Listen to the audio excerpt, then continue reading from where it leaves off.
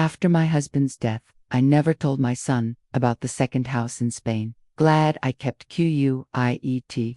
Hey guys, before we start today's video, I need your help. I have noticed that the channel is losing traction and subscribing is one of the best way that you can help us. It's quick, free, and allows us to continue bringing you great content.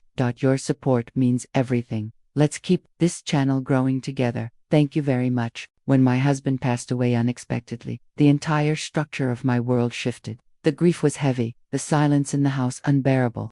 I had loved him deeply for over 30 years, and his absence filled the air like fog. My son, Mark, was equally devastated, though he tried to mask it with long hours at work and a determined stoicism I recognized from his father. But amidst all the sorrow, I carried a secret property in southern Spain, tucked away from everyone, including Mark. It was something Thomas and I had kept just between us. A summer home bought with extra money from one of his lucrative investments years ago. We had agreed never to tell anyone, not even our only son. It wasn't because we didn't trust Mark, but because the story behind that house wasn't simple. It involved trust funds, foreign accounts, and a woman named Eliza, none of which would make sense without full context. And full context might destroy the image of the man Mark idealized. At first, I considered telling Mark everything after Thomas died, but the moment never felt right. Then, I thought, maybe after the funeral, then, after the will reading. But those days came and went. And still, I said nothing. And as time passed, I began to understand why keeping quiet might have been the wisest thing I ever did. In the days following the funeral, I was swarmed by extended family, financial advisors, and old friends, all offering condolences while quietly probing into Thomas's affairs. Everyone expected that our life had been entirely transparent, but they had no idea what lay beneath the surface. Mark, in particular, was interested in setting things straight, his words in terms of finances, assets, and future planning. He meant well. He was, after all, now the man of the house. But he had also always had a tendency to oversimplify things, to jump to conclusions, especially about his father. So when he began questioning about the overseas investments Thomas had hinted at, I redirected the conversation to something more digestible. It was mostly in stocks, I said once, avoiding his direct gaze. Nothing you need to worry about. Mark didn't push much, but I could see the curiosity linger. Still, I kept my answers vague, confident in my ability to protect the memory of the man we both loved. If he knew what happened in Spain, what almost tore our marriage apart before it brought us closer than ever, he would never see his father the same way. I wasn't sure if I could bear to see that look in his eyes. The house in Spain was beautiful, nestled in the hills of Costa del Sol, surrounded by olive groves and facing the sea. Thomas and I bought it in secret when our marriage was going through a rocky period. It wasn't bought for escape, but for healing. We had gone to Spain separately for business and ended up reconnecting in a way we hadn't in years. The house became a symbol of that chapter, something sacred and private. Even the papers were in a separate name, linked through a trust Thomas created, shielding it from our official financial records. We went there once or twice a year, just the two of us, claiming it was for conferences or solo retreats. Mark never asked questions, but the truth is, that house witnessed more of our emotional truths than our home in Connecticut ever did. In Spain, we argued, cried, forgave, and relearned each other in ways that rebuilt our bond. So when Thomas died, I couldn't just mention it like it was an extra piece of real estate. To me, it was more of a time capsule, a memory mansion that held the best and worst of our marriage. Selling it felt like betrayal. Sharing it felt like giving away a piece of my soul. And Mark, he wasn't ready, not for that kind of truth. Weeks passed, and Mark started bringing in estate attorneys to go over the official documents. He was meticulous, just like his father, and obsessed with making sure everything was accounted for. It was then that I saw how dangerous honesty could be. One of the attorneys asked if there were any offshore properties or accounts they should be aware of.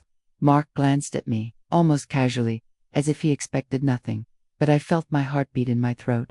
I smiled and replied, "Nothing that I'm aware of." The attorney nodded and moved on. Mark didn't push, but I knew that if I had said yes, even mentioned Spain casually, a chain reaction would have started. Questions, tax evaluations, legal inquiries, and eventually, the story of how that house came to be. There was no version of that story that would leave Mark with peace.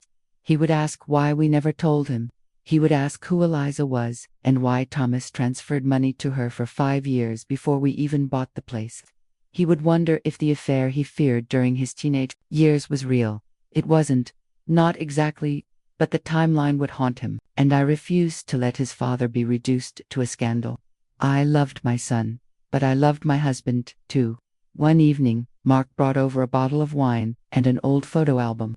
"Thought we could go through this," he said, opening the worn leather book. Inside were memories from trips, birthdays, and quiet family moments. But he lingered on one photo, Thomas and I in Barcelona, before the house was even ours. "I always loved this one," he said. I smiled, but inside I was screaming. That trip was the beginning. That was when Thomas had first told me about Elissa, a woman he met through a business partnership who had needed temporary housing. He had helped her.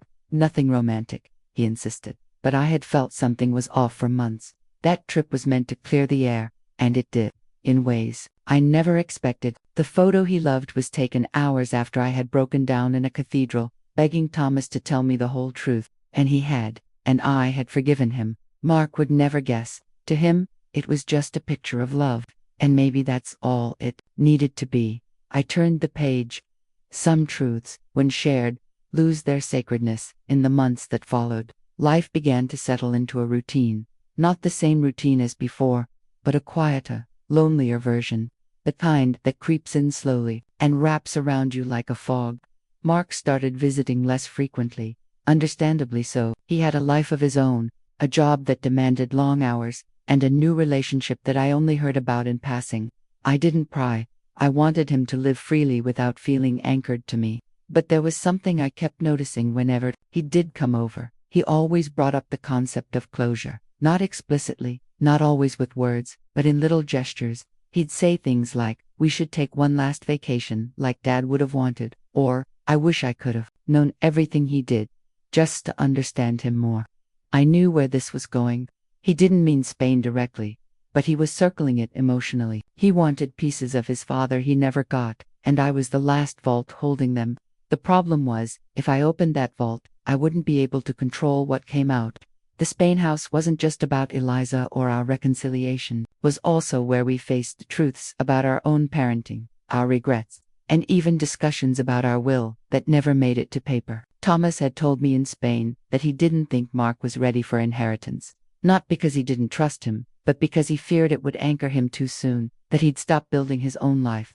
He wanted the Spain house to remain hidden for 10 more years.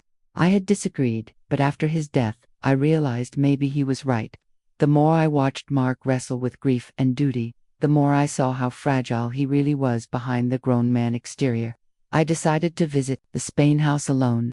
I hadn't been there since Thomas died. The journey itself was emotional. The same airports, the same flight route, the same car rental kiosk where we always joked about how bad my Spanish was. The house stood untouched, as though time had politely paused. The garden was overgrown, but the inside still smelled faintly of lavender and old wood. I walked through each room slowly, running my fingers along furniture we picked together. Dishes we bought in street markets, books with sand still between the pages. In our bedroom, I found a letter I had forgotten Thomas wrote, addressed to me, not Mark. In it, he spoke of the house as a sanctuary. He wrote that if I ever told Mark, I should wait until he was old enough to ask why love needs silence. Sometimes, that sentence haunted me. Love needs silence sometimes. It was the kind of line you only understand when you've lost everything but memory. I stayed for 3 days, cleaning, tending to the garden, and rereading old letters. I didn't cry as much as I thought I would. In a strange way, I felt peace. I knew now with certainty I wasn't ready to share this part of my life, our life, with anyone yet. It wasn't about the money, or even the property. It was about preserving a chapter that belonged to just the two of us. And maybe forever would be just long enough to keep it between us. When I returned home, Mark was waiting. Not physically, but emotionally. He had sent me messages I hadn't answered. "Everything okay?" he wrote. "Just worried. Call me when you're back." I replied casually, saying I had taken a solo retreat to clear my mind. He didn't ask further, but I could tell he sensed there was more. A few days later, he dropped by with a thick folder. I found some older documents Dad stored away. Offshore stuff, he said.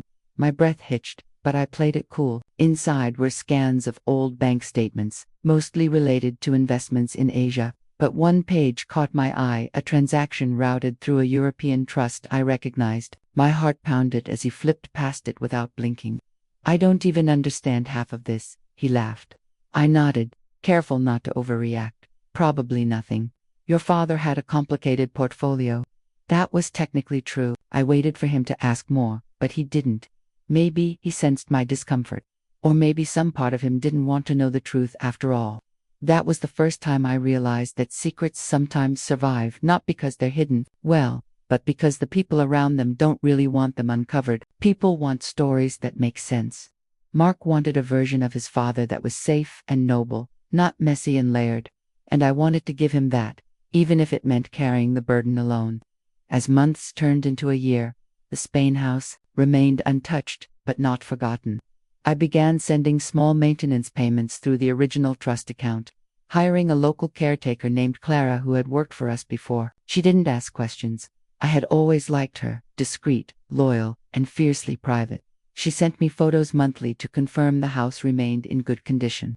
Seeing those images, the tiled floors, the sun-drenched terrace, the wine cellar, gave me strange comfort. It was like a secret room in my soul I could retreat to when everything else felt overwhelming. Meanwhile, Mark became more serious about his relationship.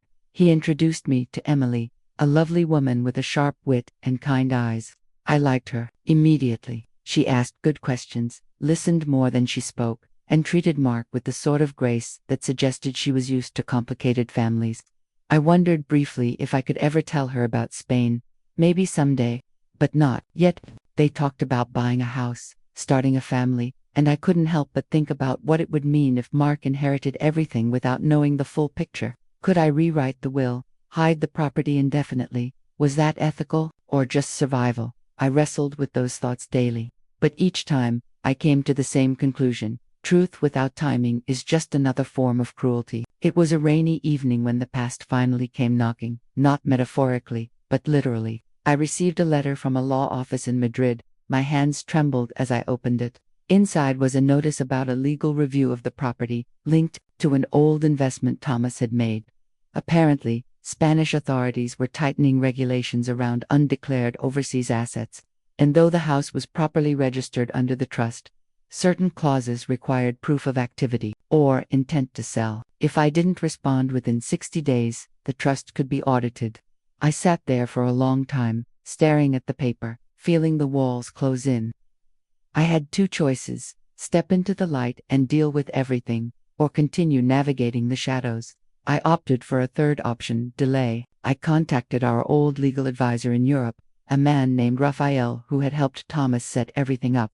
He was calm, discreet, and as calculated as ever. "We'll handle this quietly," he said. "But you must understand, these things don't stay buried forever." I thanked him, but inside, I resented the truth of his words. Secrets are like old houses, beautiful but brittle. They can withstand storms, but only if they remain untouched. And I was starting to realize that the real question wasn't whether I could keep the secret, but how long I could survive under its weight. The days following the letter from Madrid were tense. I found myself waking up in the middle of the night, startled by thoughts of inspectors, government officials, and paper trails unraveling at the worst possible time. But the house in Spain wasn't just a financial matter. It was a piece of emotional architecture, built from the fragments of our reconciliation. I didn't fear losing the house itself. I feared what its exposure would do to my son's image of his father, and what it might do to my relationship with him. I spent hours rereading Thomas's old emails, trying to decode whether he had ever hinted at the property in writing. The secrecy he'd maintained was meticulous, sometimes even paranoid, but thorough. I found an old message chain where he warned me never to use the property's name or location in emails or digital conversations. "Too many eyes in the cloud," he had joked. That was Thomas, always 2 steps ahead. I found myself replaying memories from that place in my head, not just the candlelit dinners or sunlit mornings, but the raw conversations about death, legacy, and truth. In one moment, I recalled him saying, "There's power in silence, Elise, but silence becomes poison when it's laced with guilt." I hadn't understood it then, but I did now. because I wasn't just hiding the house from Mark anymore. I was also hiding it from myself, pretending it didn't carry emotional weight, but it did. Every hallway, every photo, still on the shelf, every handwritten note in the kitchen drawer screamed of the life we didn't share with the world. And now that life was under legal scrutiny, I had to decide if I was going to protect the story or preserve the people in it. Raphael assured me that he could handle the matter discreetly, but he needed one thing from me: an updated signature affirming my legal status as the sole beneficiary of the trust. It seemed simple, but even that act felt like crossing a line. Until now, everything I had done had been passive silence. Signing that paper was an active choice to keep the truth sealed. I booked a flight to Madrid, told Mark I was visiting an old friend in France, and tried to keep my heart from pounding every time I saw his name pop up on my phone. On the plane, I stared out the window and wondered what Thomas would say about all this. Would he approve of my decisions? Would he think I was brave or cowardly? When I arrived in Madrid, Raphael greeted me with his usual composed demeanor. We signed the documents in a quiet corner of his office, and he filed them immediately. "This buys us time," he said. "But eventually, someone will ask why this property remains untouched while the rest of the estate is public." I nodded, slowly. "Then we'll say it was personal," I replied. "A sanctuary, not an asset." He smiled faintly. "That might work for some, but not forever." I left his office feeling like I had just signed an invisible pact with fate. Every time I saved a secret, I deepened my commitment to guarding it, not just legally, but emotionally. And yet, with each layer of protection, I felt the weight increase. Secrets are like debts. They accrue interest and guilt. Back home, Mark was unusually quiet. We had dinner together the week I returned, and though he didn't mention my trip, he did ask me a strange question. "Do you ever feel like Dad was preparing us for something?" I froze for a moment, then sipped my wine to buy time. "What do you mean?" He shrugged. "I don't know. It's just some of the things he did, the way he structured his accounts, the conversations we never had. It all feels intentional, like he knew there was more than he was saying." My heart thumped hard. "Maybe he believed in living some truths privately," I said carefully. Mark didn't respond right away. Then he looked me in the eye and said, "Would you tell me if there was something important I didn't know?" It felt like a test, a gentle prod masked in casual words. I looked back at him and forced a calm smile. "Yes," I said, "if it were important enough to help you. Otherwise, maybe not." He seemed satisfied with that, or at least unwilling to push further.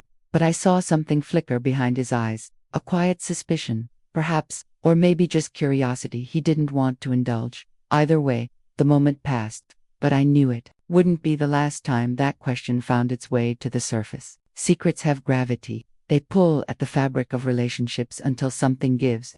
The house in Spain remained untouched physically, but inside me, it became louder each day. I started dreaming about it, walking through the hallways, hearing Thomas's voice echoing from the bedroom, feeling the warm tiles beneath my bare feet. In one dream, Mark was there too, standing in the doorway, looking at me with confusion. "Why didn't you tell me?" he asked. I always woke up before I could answer. Dreams have a cruel way of holding a mirror to our fears. One afternoon, I found myself opening an old journal Thomas kept. He rarely wrote in it, but one entry caught my eye. It was dated 2 years before he passed. "If something happens to me, and Elise keeps Spain to herself, I hope Mark forgives her. Some things are meant to be protected, not shared. Not until the heart is ready." I read those words over and over, tears blurring the ink. I had always wondered if keeping the secret was betrayal or loyalty. That one sentence gave me peace, even if temporary. But peace doesn't last when it's built on fragile foundations. The Spanish authorities sent another letter, this one more pressing.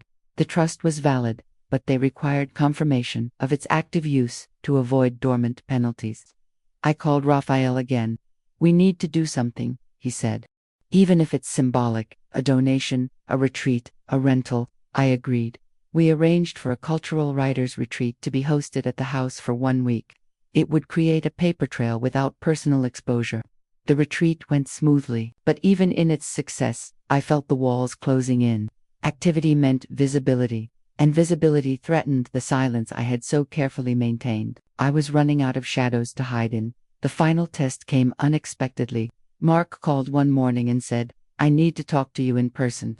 He came over with a folder in hand, the same one I thought he had forgotten months ago. Inside were newer documents, some of which included mentions of trusts linked to European banks. I did some digging, he said, not with anger, but with restrained intensity. There's something tied to Dad in Spain, isn't there? My heart dropped. I paused, then said, there was. Once. I tried to keep it vague, but he pressed. A house, investments. Why wasn't it in the will? I looked at him and saw a man torn between truth and trust. Because not everything needs to be in a will, I said softly. Some things are meant to be remembered, not divided. That frustrated him. He stood, paced, then finally sat down again. Did you know about it? I nodded. I did. We both did. He exhaled, long and slow. Why didn't you tell me? I had rehearsed this answer for over a year, but in the moment, I found myself speaking from the heart. Because your father wanted you to build your life without the shadow of inheritance. Because that house wasn't just bricks and land. It was a chapter of our marriage that needed to stay closed until someone was ready to read it with care. I wasn't sure you were ready. Maybe I still don't know. But I've protected it not to hide from you, but to protect you from what it could change. Mark said nothing for a long time.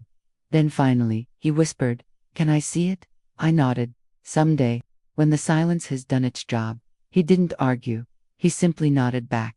And for the first time, I felt the burden lift, not gone, but lighter. Some secrets don't destroy, some secrets protect. And this one had done both.